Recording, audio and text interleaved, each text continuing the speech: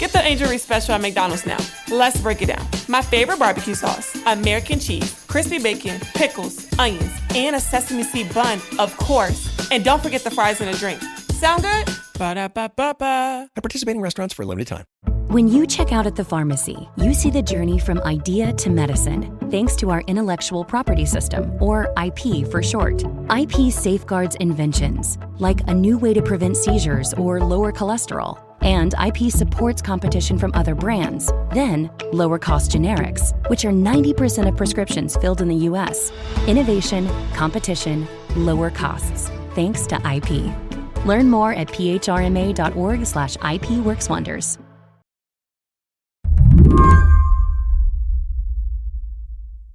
When the world is normal and eggs are not comically expensive, Dr. Jada Thompson is not being pestered by reporters. Never. My joke has been that I am important for this 2 seconds and I will fade into obscurity again. Thompson is an associate professor at the University of Arkansas. And maybe every so often she gets a call about the Arkansas poultry industry. But it's not like this. This is insane. Off the charts. This is the most media I have ever done in my career. And the thing you have to understand about eggs is that they are, in economic terms, inelastic. Think of it this way.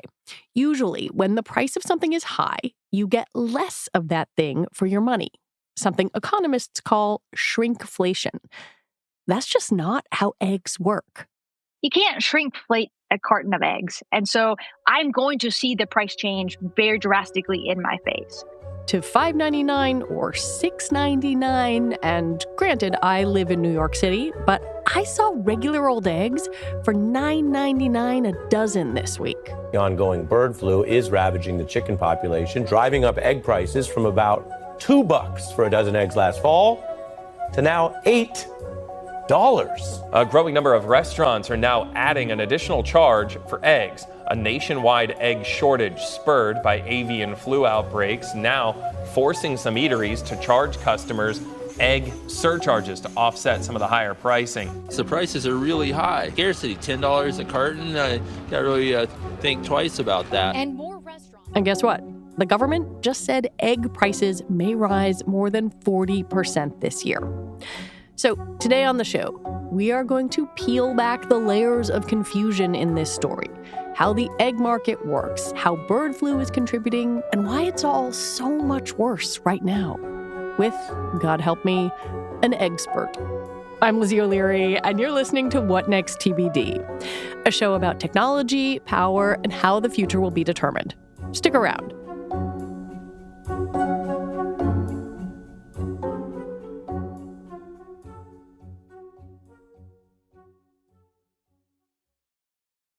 This episode is brought to you by Discover. It's smart to always have a few financial goals, and here's a really smart one you can set. Earning cash back on what you buy every day. With Discover, you can. Get this, Discover automatically matches all the cash back you've earned at the end of your first year. Seriously, all of it. Discover trusts you to make smart decisions. After all, you listen to this show. See terms at discover.com/creditcard. This podcast is brought to you by Progressive Insurance. Do you ever find yourself playing the budgeting game, shifting a little money here, a little money there, and hoping it all works out? Well, with the Name Your Price tool from Progressive, you can be a better budgeter and potentially lower your insurance bill, too. You tell Progressive what you want to pay for car insurance, and they'll help find you options within your budget. Try it today at Progressive.com. Progressive Casualty Insurance Company and Affiliates. Price and coverage match limited by state law. Not available in all states. There are a lot of factors that go into the price of eggs. Obvious stuff, like the cost of feed, transportation, egg cartons. Slightly less obvious stuff, cost of electricity at farms, water, propane, bedding, cleaning. Then there is the egg market. Egg producers sell their eggs to wholesalers who sell eggs to your supermarket. Most of the time, these wholesale prices are set by big contracts. And so when the wholesale market price goes up, retail prices are going up. So then the question begs, what happens at the wholesale? And wholesale market is an auction type of style. And then it is the demand is dictating the price. And so as supplies are really, when they're numerous, those prices aren't very high. We're getting those prices, we're getting those goods at a lot lower prices. When supplies are tight, prices go up. And right now we have some of the tightest supplies we've ever had in history.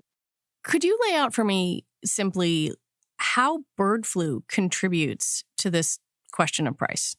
Yeah, bird flu its name is highly pathogenic avian influenza, and the reason it gets that name, highly pathogenic, is because at least 75% of the birds, the chickens that are going to get this disease, are going to die.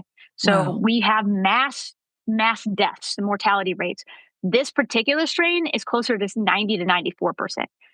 Just to emphasize, if a bird gets this particular strain of bird flu, you'll hear Thompson call it HPAI, its correct name, they are going to die.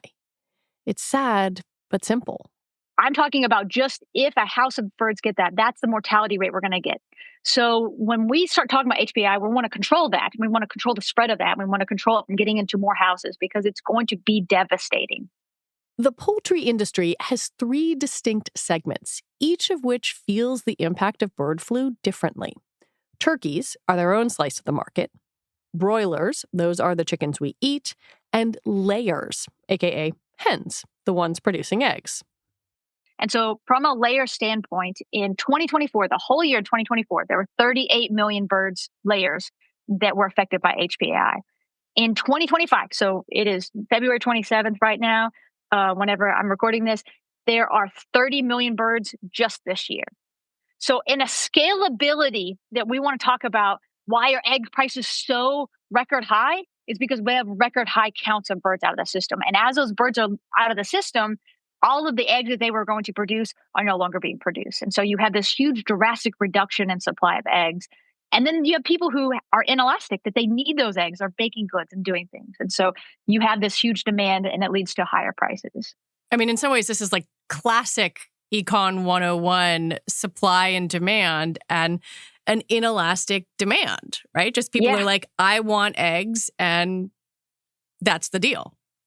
100%. I imagine that textbooks will use this in the future, that when people are using this in classrooms, that this will be a very good quintessential real life example of this is what it looks like. There was some research done by some colleagues of mine, Brandon McFadden and I think Jason Lusk, did a paper. And what they looked at is even during times of financial stress, that eggs are a good that's in our basket, that we still consume eggs. So even times where eggs are really high, people are still demanding them because they're just a basic good. But this bird flu, it's been going on for a couple of years. And I guess I wonder, why does it feel so acute right now? Yeah, so we had a really bad outbreak in 2015, and it led to higher prices at the time. And it was a really big issue. But the disease died off. 2016, we saw recovery. And then we actually saw record low prices because we'd overcompensated in the industry. They had all these oversupply. And so egg prices were super low. Again, nobody's calling me then. And so then we fast forward, 2022 happens. And I did get calls. At the end of 22, when we had, at that point with record prices, into 23, it was, hey, prices are so high. What do we do about this? And it was, we hoped the disease would die out like it did previously, but it didn't. This strain is different in the ways that it's host adapted. So the hosts it's carrying in the wild aren't affected like the commercial birds are. So they're just different kinds of birds. They're not affected in the same way. They don't have this mass mortality. So they're still carrying this disease out. They're moving it around the U.S. up and down, kind of migratory pathways. It's spreading to wild birds. So within an area, and then it's getting into the houses, and where it is highly pathogenic avian influenza, and it is leading to high mortality rates. And then we have control measures on top of that. And so we're not seeing the die out. You had at the end of last year, so the last quarter of 2024. So remember those big numbers I was telling you. So the last quarter of 24, we had 20 million birds that were affected in the last quarter of 2024. So our prices in holiday season, where we have really high demands, were lower because we had all of these birds that were out of the system. And then you add 2025's numbers in where we have 30 million. So at this point, last quarter of 24 and this quarter, we are 50 million birds light. That is bigger than all of 22 together. 50 million birds. 50 million birds. Dead? Yeah, out of the system. Wow. Do not exist now because they had the disease, they were going to die from it, and or depopulation. When we come back, we look at the Trump administration's containment strategy and whether it's working.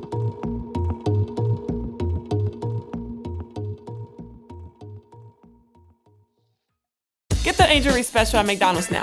Let's break it down. My favorite barbecue sauce, American cheese, crispy bacon, pickles, onions, and a sesame seed bun, of course. And don't forget the fries and a drink. Sound good? Ba-da-ba-ba-ba. At participating restaurants for a limited time. At Sierra, discover top workout gear at incredible prices, which might lead to another discovery. Your headphones haven't been connected this whole time. Awkward. Discover top brands at unexpectedly low prices. Sierra, let's get moving. Your data is like gold to hackers. They're selling your passwords, bank details, and private messages. McAfee helps stop them. Secure VPN keeps your online activity private. AI-powered text scam detector spots phishing attempts instantly. And with award-winning antivirus, you get top-tier hacker protection. Plus, you'll get up to $2 million in identity theft coverage, all for just $39.99 for your first year. Visit McAfee.com. Cancel anytime. Terms apply.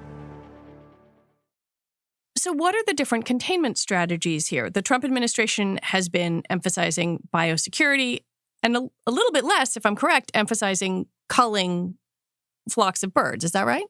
Yeah. So the Trump administration has just promised some money for kind of offsetting biosecurity costs. And of course, biosecurity is important. That's the washing of our hands for flu season. Those are things that are the first line of defense at a farm. And there's always potential some marginal benefit for biosecurity. The question is how much biosecurity is at a certain point where it's not solving the problem. We talked about culling, and I think that there's a lot of questions going on. Is culling the effective strategy? Culling means killing off part of the flock to try to contain disease. And so the answer that I have had is yes, that is the effective strategy. And the reason why we want to say it's a yes is because we have such high mortality rates. And so the reason those birds are going to die, and if we're not having a culling strategy, there's a little bit more suffering. So from a welfare standpoint, we might can think about that. But also that's continuously growing more viral load.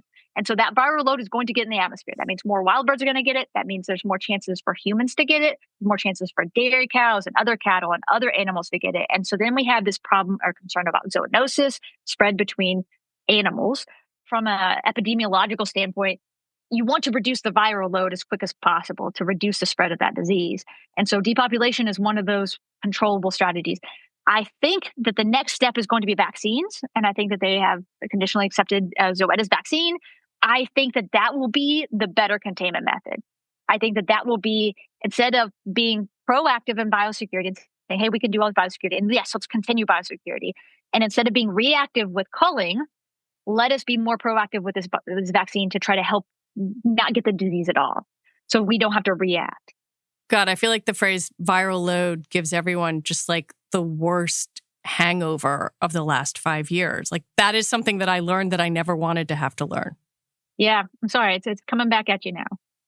So there's also this issue of some of the mass firings that have taken place in the Department of Agriculture. Some of the USDA's APHIS employees, Animal and Plant Health Inspection Service, were fired. They're trying to hire them back. Like, what does that confusion add to this picture? What it adds is a bit of a lag in the control. So the ultimate best control mechanism is going to be where you have coordination between federal, state, and local authorities and animal health. We talk about veterinarians from all those different levels that are working together to try to contain it on a local level, to kind of contain it on a state, and then at a national level. And so maybe if you have less labor and less institutional knowledge that's being able to be shared between those institutions, we might not be able to address all of the issues as they arise as quickly as we would like to. Got it. And if you are an everyday consumer trying to make sense of how much bird flu contributes to this price question, like where do you put that in your brain with all the other factors that contribute to egg pricing? I'm going to say 95% of what these huge prices are going to be because 90 to 95 are going to be because of bird flu. Wow. You have such a supply shortage in a shorter period of time. And then there's a biological lag. And this is the other component of this. I've done some work on price recovery and looking at how fast does price recovery. And it's very much tied to the biological lag and how long it takes to get new birds in that system. And so you look at from the day my birds are gone, I'm devastated, and we say, oh, I need new birds for that house. I wasn't planning on those. So none of those birds are in the replenishment system. It takes 21 days to hatch a chicken egg, and it takes another 20 weeks to get that chicken up to sexual maturity. So you're looking at 6 months before I have a new flock to put in my house. Now, the industry can compensate. There's going to be movement around in terms of molting. Maybe we can rob Peter to pay Paul a little bit, move birds around and kind of shuffle them. But that doesn't totally change my numbers. At the end of the day, I still have to replace those birds.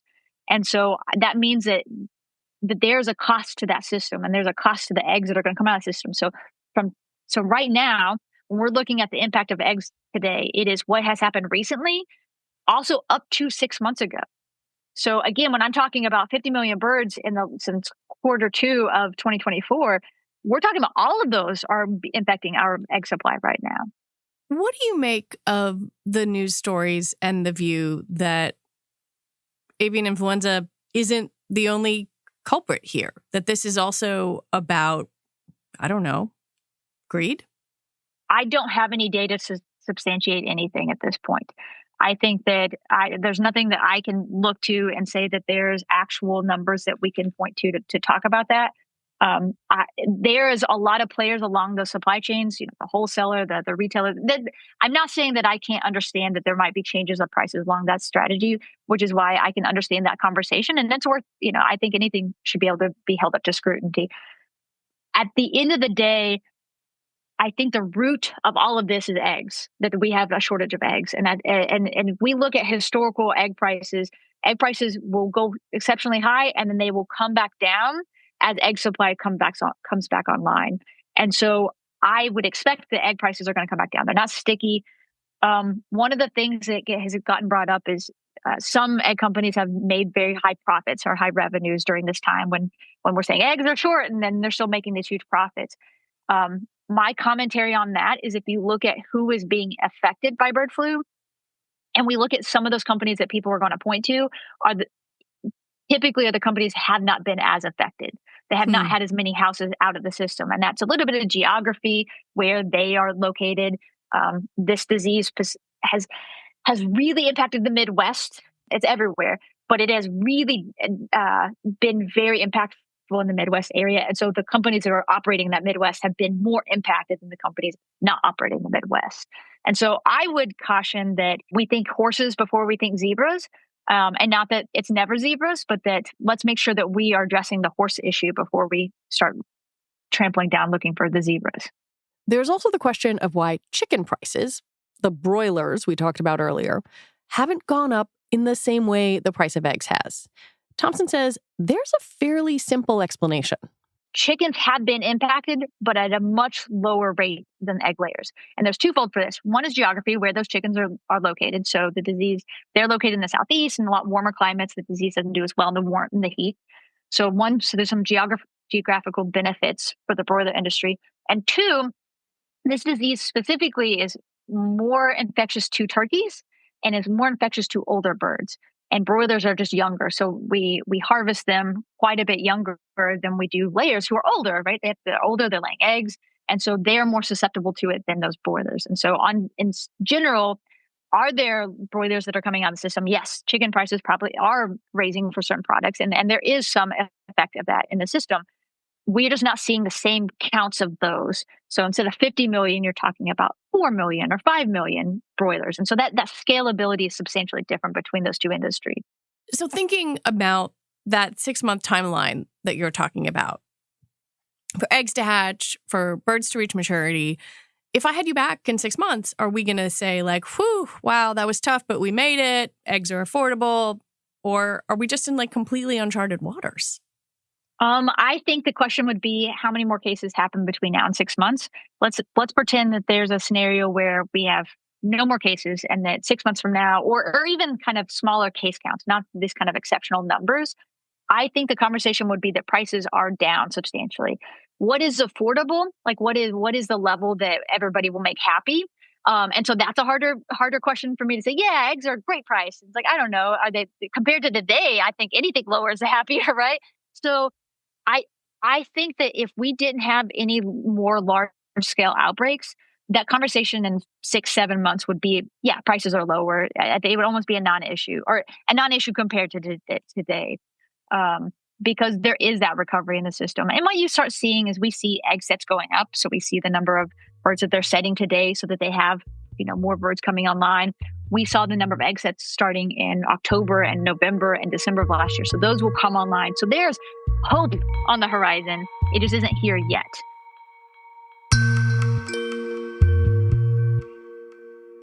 Dr. Jada Thompson, thank you so much. Thank you. Dr. Jada Thompson is an associate professor for the University of Arkansas, where she focuses on agricultural economics and agribusiness. And that is it for our show today. What Next TBD is produced by Evan Campbell and Patrick Fort.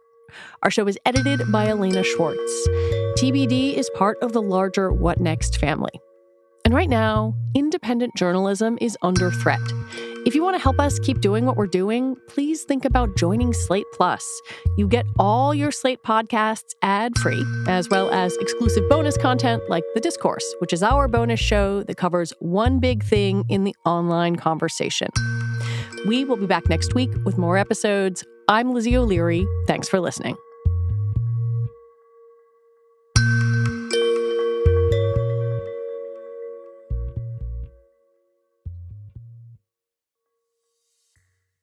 Get the Angel Reese special at McDonald's now. Let's break it down. My favorite barbecue sauce, American cheese, crispy bacon, pickles, onions, and a sesame seed bun, of course. And don't forget the fries and a drink. Sound good? Ba-da-ba-ba-ba. At participating restaurants for a limited time.